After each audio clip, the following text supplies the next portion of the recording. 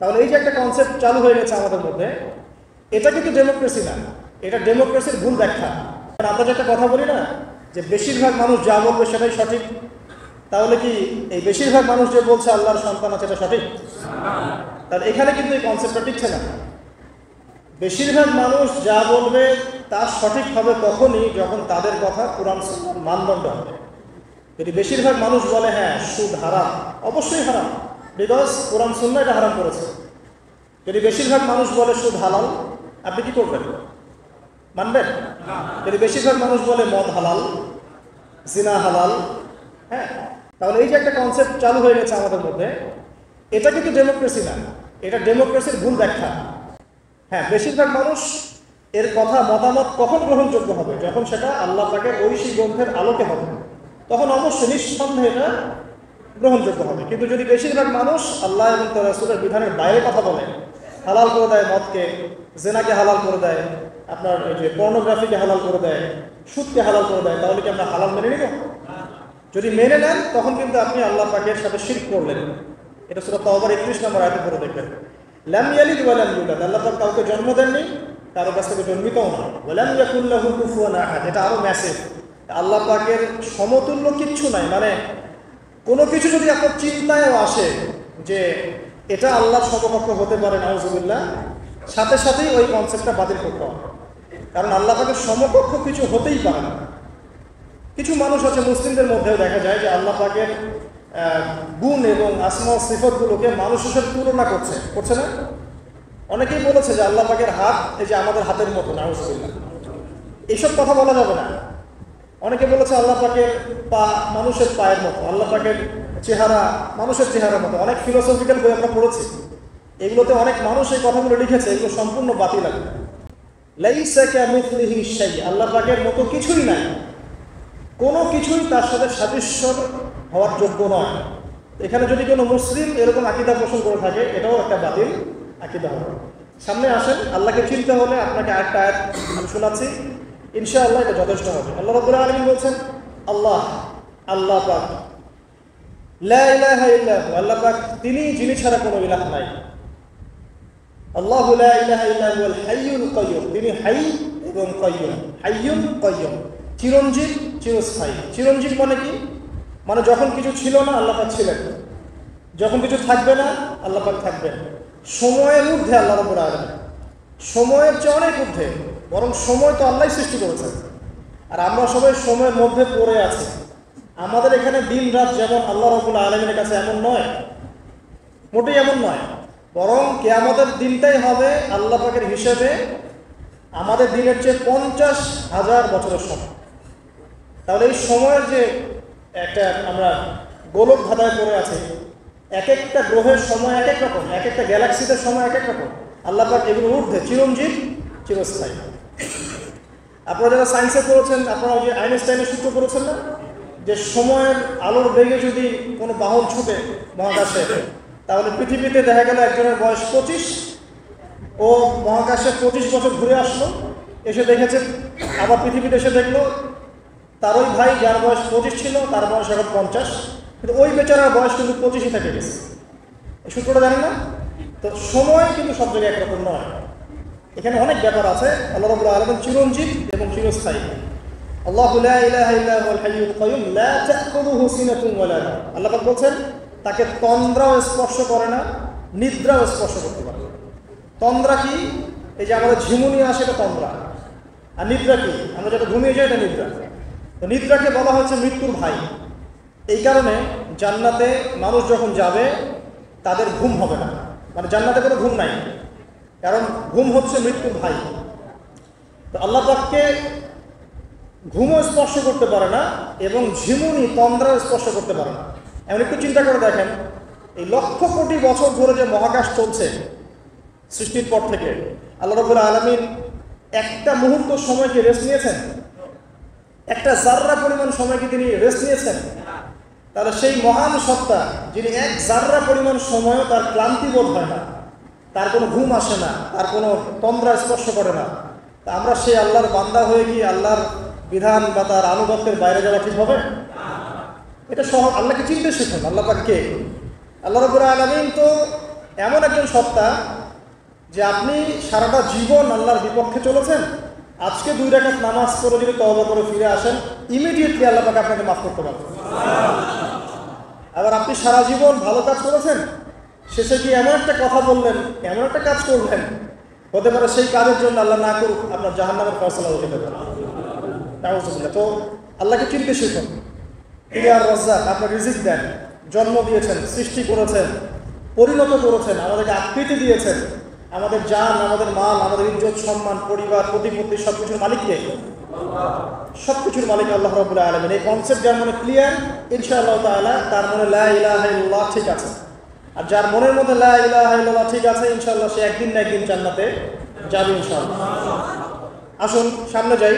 লা তাখুযুহু সিনাতুন ওয়া লা নাওম, লাহু মা ফিস সামাওয়াতি ওয়া মা ফিল আরদ।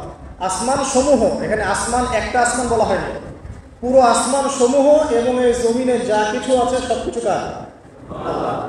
আসমান সমূহটা বোঝেন। একদিন বলেছিলাম একটা এক্সাম্পল, যে এই পুরো মহাবিশ্বে পৃথিবীর অবস্থানটা কতটুকু। একটা সমুদ্রের কিনারায় যখন আপনি হাঁটবেন, বা আপনাদের যে এখানে কি নদী আছে, বালাসী, আচ্ছা, ওই চরের মধ্যেই মনে করেন আপনি হাঁটছেন, ওই চরের মধ্যে একটা বালুর গনার কি পরিমাণ দাম আছে বা কি পরিমাণ অবস্থান আছে? খুব বড় অবস্থান, অবস্থানই নাই। এই পুরো মহাবিশ্বে পৃথিবীর অবস্থান তার চাইতেও কম। এই যে সৌরজগৎ দেখছেন, এই সৌরজগতের মধ্যে হাজারটা সৌরজগৎ মিলে একটা গ্যালাক্সি হয়, আর এই হাজার হাজার গ্যালাক্সি মিলে একটা আসমান হয়। এরকম করে 7 আসমান, তার উপরে কুরসি, তার উপরে মহাসাগর, তার উপরে আরশ, তার উপরে আল্লাহ রাব্বুল আলামিন। তাহলে চিন্তা করেন যে পৃথিবীতে আমরা কতটুকু অবস্থান নিয়ে আছি। এই সমস্ত কিছু কার সৃষ্টি? আল্লাহ রাব্বুল আলামিন। এখন সামনে আসেন, লাহু মা ফিস সামাওয়াতি ওয়া মা ফিল আরদ, মান যাল্লাযী ইয়াশফাউ ইনদাহু ইল্লা বিইذনিহি। যার এত ক্ষমতা, যে আল্লাহ পাকের এত ক্ষমতা, আল্লাহ পাক বলেন কে আছে যে তার অনুমতি ছাড়া আল্লাহর সামনে সুপারিশ করতে পারে। এখান থেকে আমাদের আকীদার পরিষ্কার হওয়ার দরকার আছে না? আমরা তো অনেক সময় মনে করি যে পীর সাহেব ধরেছি বাস জান্নাতে চলে যাবো, নাকি? আমল করার দরকার নেই, বায়াত হয়েছি বাস জান্নাতে চলে যাবো, আমার আমলের দরকার নাই। এত সহজ না। আল্লাহ পাক বলছেন কে আছে যে আমার কাছে সুপারিশ করবে আমার অনুমতি ছাড়া? আল্লাহ পাকের অনুমতি না পেয়ে কেউ এই কাজ করতে পারবে না। আমরা জানি না রাসূল সাল্লাল্লাহু আলাইহি ওয়াসাল্লাম উম্মতের জন্য সুপারিশ করবেন। হ্যাঁ, শহীদগণ সুপারিশ করবে, এই যে হাফেজে কোরআন, আলেম, অনেক মানুষ, অনেক শ্রেণীর মানুষকে আল্লাহ পাক সুপারিশ করার এখতিয়ার দিবেন। কেন দিবেন? বিকজ আল্লাহ পাক তাদের আমলে সন্তুষ্ট এবং আল্লাহ পাক তাদেরকে সম্মানিত করবেন সবার উপরে। মনে করেন এখানে অনেক মানুষ আছে, এর মধ্যে একজনকে আপনি সবচেয়ে বেশি পছন্দ করেন, সে আপনাকে সন্তুষ্ট করেছে, তাকে সম্মানিত করতে চাচ্ছেন আপনি। এখন তাকে ডেকে নিয়ে আসলেন সবার সাথে, এনে আপনি যে ফুলের তোড়া উপহার দিলেন, মানে আপনি তাকে ভালোবাসেন, তাকে সম্মান করেন।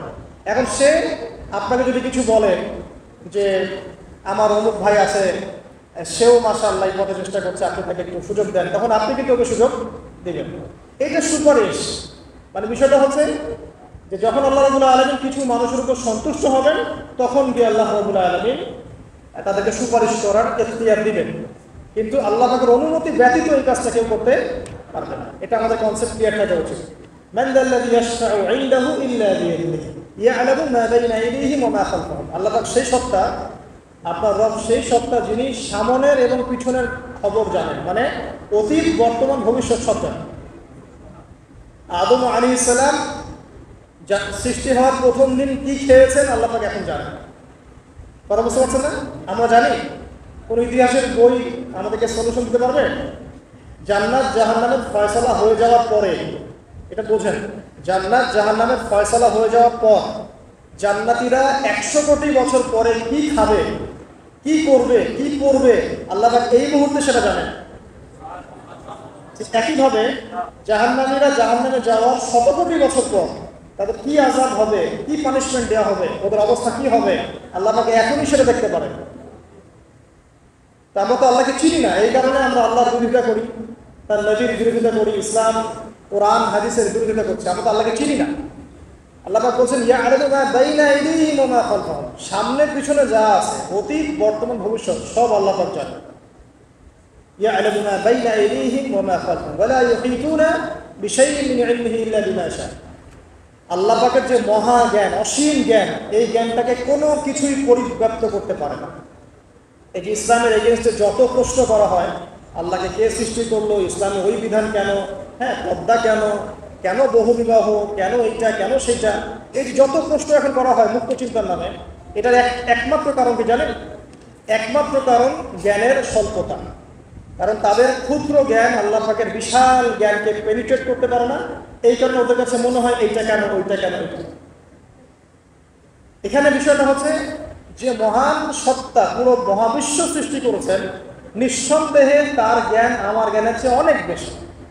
এবং তিনি যে বিধানটা নাজিল করবেন, যা বলবেন তার প্রতিটা অক্ষর নিঃসন্দেহে সত্য। এটা আমার বুঝে আসুক বা না আসুক, আমাকে আত্মসমর্পণ করতে হবে, এটা বুদ্ধিমানের কাজ। এর মধ্যে অনেক কিছুর ব্যাখ্যা আমি বের করতে পারবো, অনেক কিছু হয়তো পারবো না। যেটা পারবো সেটা আলহামদুলিল্লাহ, যেটা পারবো না ইনশাআল্লাহ আগামীতে হয়তো সেটা বের হবে, হবে না? কোরআন দিয়ে প্রত্যেকটা যুগ এবং জিজ্ঞাসার জবাব দেওয়া হয়েছে না? এখন হয়তো ওয়ার্ল্ডে এমন নতুন নতুন কিছু মাসআলা এসেছে যেগুলো এখন পর্যন্ত আবিষ্কৃত হচ্ছে না।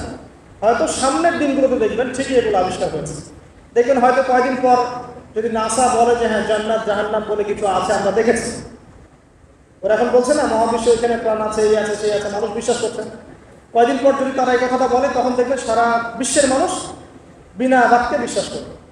যেটা আগামীতে হবে সেটা আল্লাহ পাক আগেই জানিয়ে দিয়েছেন।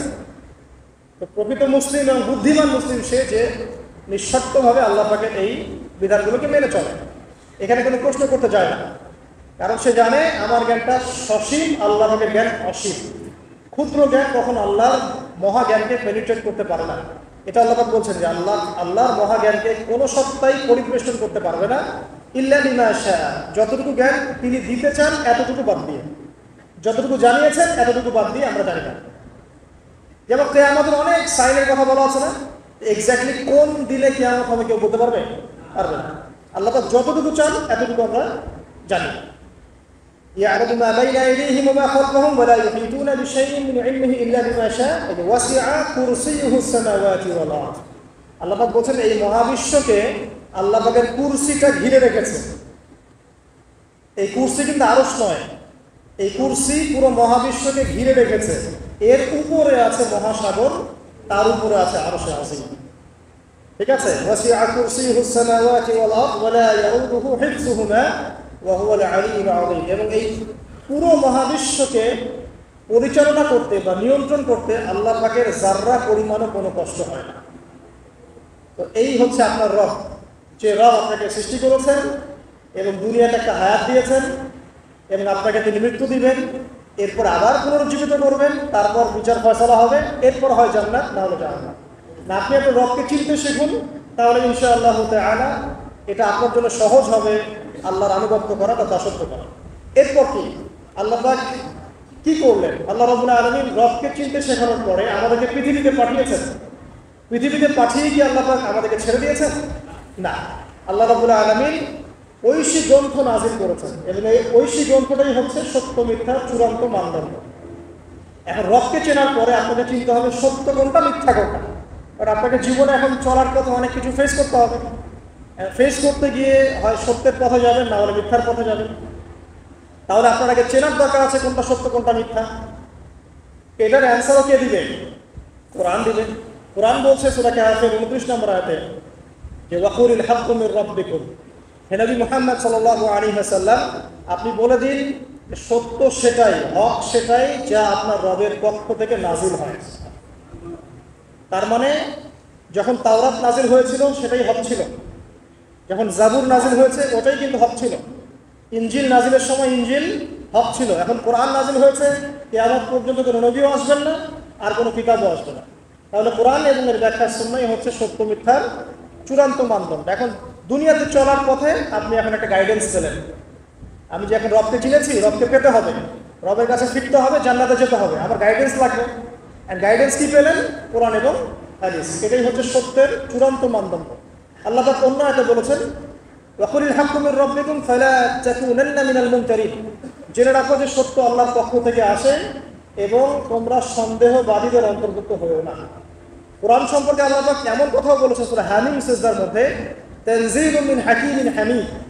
কোরআন হচ্ছে এমন একটা সত্তার পক্ষ থেকে এসেছে, যে সত্তা হচ্ছে প্রশংসিত এবং মহিমান্বিত। লা ইয়াতিহিল বাতিলু মিন বাইনি ইয়াদাইহি ওয়ালা মিন খালফিহি। কোরআন এমন একটা কিতাব যার ডান বাম সামন পিছন কোনো দিক থেকেই বাতিল তাকে স্পর্শ করতে পারে না। তা আপনি একটা গাইডেন্স পেলেন যে কি ফলো করবেন আপনি, ঠিক আছে? আল্লাহ পাক এটা কিন্তু সূরা বাকারাতেও বলেছেন, কুল নাহবিতু মিনহা জামিআ, তোমরা পৃথিবীতে নেমে যাও, ফাইম্মা ইয়াতিয়ান্নাকুম মিন্নি হুদান, তোমাদের কাছে আমার পক্ষ থেকে হেদায়েত আসবে, ফামান তাবিআ হুদায়া, যারা আমার হেদায়েত মেনে চলবে, ফালা খাউফুন আলাইহিম ওয়ালা হুম ইয়াহজানুন, তাদের কোনো ভয় নাই, কোনো দুশ্চিন্তাও নাই। ওয়াল্লাযীনা কাফারু ওয়া কাযযাবু বিআয়াতিনা, যারা কুফরি করবে এবং আমার আয়াতকে মিথ্যা প্রতিপন্ন করবে, উলাইকা আসহাবুন নার, এরা হবে জাহান্নামের অধিবাসী, হুম ফিহা খালিদুন। তাহলে আপনি গাইডেন্স কিন্তু পেয়ে গেলেন। কোত্থেকে আসবে গাইডেন্স? আল্লাহর পক্ষ থেকে। সর্বশেষ নবীকে মুহাম্মদ সাল্লাল্লাহু আলাইহি ওয়াসাল্লাম, সর্বশেষ গাইডেন্সটা কি তাহলে? কোরআন এবং এর ব্যাখ্যা কি হাদিস আছে না নাই? অনেকেই বলে কোরআনই যথেষ্ট, হাদিসের প্রয়োজন নাই। মূল কথা হচ্ছে এই কথার মধ্য দিয়ে আপনি কোরআনকে অস্বীকার করেছেন। আমি আপনাকে দেখাচ্ছি সূরা হাশরের 7 নম্বর আয়াতে আল্লাহ বলছেন যে রাসূল যা দেন, ওয়া মা আতাকুমুর রাসূলু ফাখুযুহু, রাসূলুল্লাহ সাল্লাল্লাহু আলাইহি ওয়াসাল্লাম তোমাদেরকে যা দেন তোমরা সেটা গ্রহণ করো, ওয়া মা নাহাকুম আনহু ফান্তাহু, এবং রাসূল সাল্লাল্লাহু আলাইহি ওয়াসাল্লাম যা থেকে বিরত থাকতে বলেছেন বিরত থাকো। এই যে রাসূল যা দেন, রাসূল যা বিরত থাকতে বলেন, এটা কোথায় আছে? হাদিসে। তাহলে আপনি যদি হাদিস না মানেন তাহলে কোরআনের এই আয়াতটি ফলো করতে পারছেন না। এমন অনেক বিধান আপনি পাবেন যেগুলোর মূলনীতি কোরআনে দেওয়া আছে, ব্যাখ্যা হাদিসে দেওয়া আছে। আমাদের অনেকের একটা ধারণা যে কোরআন এবং হাদিস আলাদা আলাদা উৎস, আসলে এমনটা বিষয়টা নয়। কোরআন এবং হাদিস একই উৎস থেকে এসেছে, একই সত্তার পক্ষ থেকে আসা অভ্রান্ত সত্যের উৎস। ওয়া মা ইয়ানজিকু আনিল হাওয়া ইন হুয়া ইল্লা ওয়াহয়ুন ইউহা। আল্লাহ পাক বলছেন রাসূল সাল্লাল্লাহু আলাইহি ওয়াসাল্লাম নিজের মন গড়া কোনো কথাই বলেন না, তিনি সে কথাটাই বলেন যা আল্লাহ তাকে ওহী করেন। রাসূল যে বলেছেন, এই যে দাড়ির কথা, টুপির কথা, এই যে আপনার পাগড়ির কথা, টাকলুর উপরে কাপড়ের কথা, এগুলো মন থেকে বলেন নাই, নিজের ইচ্ছা থেকে বলেন নাই, আল্লাহ পাকের আদেশ এসেছে বলেই বলেছেন। প্রতিটা কথাই আল্লাহর ওহী। এই কারণে এখানে কোরআন এবং হাদিস দুটো শাস্ত্র হয়েছে, আলটিমেটলি দুটোই কিন্তু একই উৎস থেকে আসা। এখন আপনি গাইডেন্স পেলেন দুনিয়াতে কি কি ফলো করে চলবেন। এখন এই কোরআন এবং হাদিস কি হাতে ধরিয়ে দেওয়া যথেষ্ট? মানে কোরআনের একটা বই দিয়ে দিলাম, একটা হাদিসের বই দিয়ে দিলাম, বাস এখন জীবন চলেন, পারবেন? পারা যায় না। এটা কি এত সহজ? কোরআন ধরিয়ে দেওয়া হলো, হাদিস ধরিয়ে দেওয়া হলো, এখন আপনাকে বলা হলো আপনি চলেন, তাই কি হবে? হবে না। এই কারণে আল্লাহ রাব্বুল আলামিন শুধু হেদায়েত পাঠিয়েই ক্ষান্ত হন নাই, নবী রাসূলও পাঠিয়েছেন। আমি কি বুঝতে পারছি? আল্লাহ তাকে দয়া দেখেন, এবং নবী রাসূল পাঠাতে পাঠাতে কেউ বলে 1,24,000, কেউ বলে 2,24,000, তাই না? সংখ্যাটা যাই হোক না কেন, সর্বশেষ নবী হিসাবে আপনি পাচ্ছেন নবী মুহাম্মদ সাল্লাল্লাহু আলাইহি ওয়াসাল্লাম। এবং এই নবী মুহাম্মদ সাল্লাল্লাহু আলাইহি ওয়াসাল্লামের মধ্য দিয়ে আল্লাহ পাক কুরআন সুন্নাহ আমল করিয়ে দেখিয়েছেন যে কিভাবে আমল করে জান্নাতে যেতে হবে। তাহলে আপনি রবকে চিনলেন, গাইডেন্স পেলেন, এবং রাসূলও পাচ্ছেন, একজন মুর্শিদ পাচ্ছেন, আপনি একজন পথ প্রদর্শক পাচ্ছেন। কাকে ফলো করবেন, কিভাবে ফলো করবেন? আল্লাহ পাক নামাজ পড়তে বলেছেন, যেভাবে ইচ্ছা সেভাবে নামাজ পড়তে পারবো না। রাসূল যেভাবে নামাজ পড়েছেন ওইভাবে পড়তে হবে। রোজা রাখতে বলেছেন, আমি কি ইচ্ছা মতো রোজা রাখতে পারবো? পারবো না। রাসূল যেভাবে রেখেছেন ওইভাবে রাখতে হবে। যাকাত দিতে বলেছেন, আপনি কি যা ইচ্ছা তাই যাকাত দিবেন? রাসূল যেভাবে দিয়েছেন সেইভাবে দিবেন। ঠিক এভাবেই আপনার জীবনের প্রতিটা কাজ, একদম ঘুমানো থেকে শুরু করে ঘুম থেকে ওঠা, ইস্তেঞ্জা করা, খাওয়া দাওয়া করা, কাপড় পরা, নামাজ পড়া, জিকির করা, আপনার তাসবিহ তাহলিল তিলাওয়াত, ইলম অর্জন করা, আমল করা, আর কি বলবো, এই যে আপনার ব্যবসা, আপনার চাকরি, আপনার এই যে সমাজ পরিচালনা, রাষ্ট্র পরিচালনা, সব কিছুর একটা গাইডেন্স দেওয়া আছে। কোরআন সুন্নাহয় গাইডেন্স আছে, এবং সেটাকে প্র্যাকটিক্যালি আমল করে কে দেখিয়েছেন? রাসূলুল্লাহ সাল্লাল্লাহু আলাইহি ওয়াসাল্লাম, এবং তার সাহাবীগণও তাকে ফলো করেছেন। এই যে আপনি এখন গাইডেন্স পেয়ে গেলেন, ব্যাস আপনার দুনিয়ার জীবনটা চলাটা কি হলো? সহজ হলো। এখন যদি কোনো ব্যক্তি তার জীবনের 24টা ঘন্টাকে রাসূলুল্লাহ সাল্লাল্লাহু আলাইহি ওয়াসাল্লামের সুন্নাহ মতো ঢেলে সাজায়, ইনশাআল্লাহ তাআলা সে অবশ্যই জান্নাতে যাবে ইনশাআল্লাহ। এবং সে ইনশাআল্লাহ হাউজে কাউসারের পানিও পাবে, রাসূলের সুপারিশও পাবে, অনন্তকাল সে জান্নাতে চিরস্থায়ী হবে ইনশাআল্লাহ। এখন আপনি পাচ্ছেন এখানে রবকে চেনার দর্শন, আপনি কোরআনে পাচ্ছেন এই যে গাইডেন্সের দর্শন, আপনি পাচ্ছেন একজন পথ প্রদর্শকের দর্শন, আরও পাবেন আপনি এখানে কি পাচ্ছেন, ব্যক্তি দর্শনও পাবেন। গাইডেন্স দেওয়া আছে, রাসূলকে পাঠানো হয়েছে। এখন আপনার আমার দায়িত্ব কি? একটা আয়াত আপনাকে জবাব দিবে, মাত্র একটা আয়াত বলছে। সূরাতুল আল ইমরানের 102-3 নম্বর আয়াত করে দেখেন। 102 নম্বর একটা পড়েন। আল্লাহ পাক বলছেন, ইয়া আইয়ুহাল্লাযীনা আমানু, হে মুমিনগণ, ইত্তাকুল্লাহ। আপনাকে আমাকে ইন্ডিভিজুয়ালি বোঝানো হচ্ছে, সব বাদ দাও। এখন আপনি আমি চিন্তা করব, ইত্তাকুল্লাহ, তুমি আল্লাহকে ভয় করো। হে মুমিনগণ, তোমরা আল্লাহকে ভয় করো, ব্যক্তি কেন্দ্রিক। ইত্তাকুল্লাহ হাক্কা তুকাতিহি, এমনভাবে ভয় করো যেভাবে ভয় করা দরকার, মানে পরিপূর্ণ তাকওয়া অবলম্বন করো। ওয়ালা তামুতুন্না ইল্লা ওয়া আনতুম মুসলিমুন, পরিপূর্ণ মুসলিম বা মুসলমান না হয়ে তোমরা মৃত্যুবরণ করো না। এই যে ব্যক্তি দর্শন পাচ্ছেন আপনি, আমাকে কি করতে হবে? আমাকে এখন পরিপূর্ণ মুসলিম হতে হবে। হতে হলে কি করতে হবে? রবকে চিনতে হবে, চিনলাম। গাইডেন্স পথ প্রদর্শক লাগবে, পেলাম। আমার কিতাব লাগবে, পেলাম। ওর ব্যাখ্যা লাগবে, পেলাম। এবার আমি ব্যক্তি দর্শনও পেলাম যে আমাকে এখন নিজেকে মুসলিম হতে হবে। মানুষের কথা পরে, আমার পরিবার পরে, আমার রাষ্ট্র পরে, আমার সমাজ পরে, আগে আমি, সবার আগে আমি নিজে। কারণ আমাকে আমার রবকে ফেস করতে হবে একা একা। আল্লাহ পাক সূরা মারিয়ামে বলেছেন, এই পৃথিবীতে যত মানুষ আছে এরা সবাই একা একা একজন একজন করে আল্লাহর কাছে হিসাব দিবে। একসাথে 10 জনের হিসাব দিবে না। চিন্তা করতে পারেন পৃথিবীতে কত কোটি মানুষ চলে গেছে, আর কত কোটি মানুষ আছে, আর কত কোটি মানুষ আসবে। সবার হিসেব হবে একা একা, একজন একজন করে। এবং তাদের মাঝখানে কোনো দোভাষীও থাকবে না। ভাষা বুঝি না এমনও না, তারা ভাষা বুঝবে। এই জন্য আমরা বলি যে মানুষের মৌতের সাথে সাথেই ভাষা কি হয়ে যাবে? আরবি। জি, এই জন্য জীবন থাকতে আরবিটা শেখেন। আরবিটা শিখলে কোরআন জানতে পারবেন, বুঝতে পারবেন। আল্লাহ পাক তৌফিক দান করুন, আমিন। তো দেখুন, প্রথমে ব্যক্তির কথা বলা হচ্ছে, সবকিছু বাদ দেন। ইয়া আইয়ুহাল্লাযীনা আমানু, হে মুমিনগণ, তোমরা আগে নিজেদের নফসের খবর নাও, ঠিক আছে? ইত্তাকুল্লাহ, আল্লাহকে ভয় করো, হাক্কা তুকাতিহি, ভয় করার মতো ভয় করো। ওয়ালা তামুতুন্না ইল্লা ওয়া আনতুম মুসলিমুন, পরিপূর্ণ মুসলিম না হয়ে মৃত্যুবরণ করো। এখন পরিপূর্ণ মুসলিম হতে হলে আমার কি করতে হবে? এক কথা, সহজ কথা, কোরআন এবং হাদিসে যা আছে মেনে চলতে হবে এবং রাসূলুল্লাহ সাল্লাল্লাহু আলাইহি ওয়াসাল্লামের আদর্শ ফলো করতে হবে। এটা ফলো করতে গিয়ে যদি আমি হোঁচট খাই, পড়ে যাই, তাহলে কি হবে? আবার উঠবেন, আবার ওযু করবেন, আবার নামাজে দাঁড়াবেন, তওবা করবেন। জীবনের একটা পর্যায় পর্যন্ত মনে করেন আপনি হেদায়েতের পথে ছিলেন না, কি করবেন? আজই তওবা করে ফিরে আসবেন। আল্লাহকে বলবেন, আল্লাহ যা নামাজ কাজা করেছি, যা রোজা কাজা করেছি, আল্লাহ মাফ করে দাও। আগামী দিনগুলোতে ইনশাআল্লাহ আমি নামাজ রোজা কাজা করবো না। আগামী দিনগুলোতে মৃত্যু পর্যন্ত আমি কোরআন সুন্নাহ মেনে চলবো ইনশাআল্লাহ। তওবা করে ফিরে আসে। ব্যক্তি ভালো হলে পরিবার ভালো হবে না? পরিবারগুলো ভালো হয়ে গেলে সমাজটা ভালো হবে না ইনশাআল্লাহ? আর এই রাষ্ট্রটা কি সমাজের বাইরে না ভিতরে?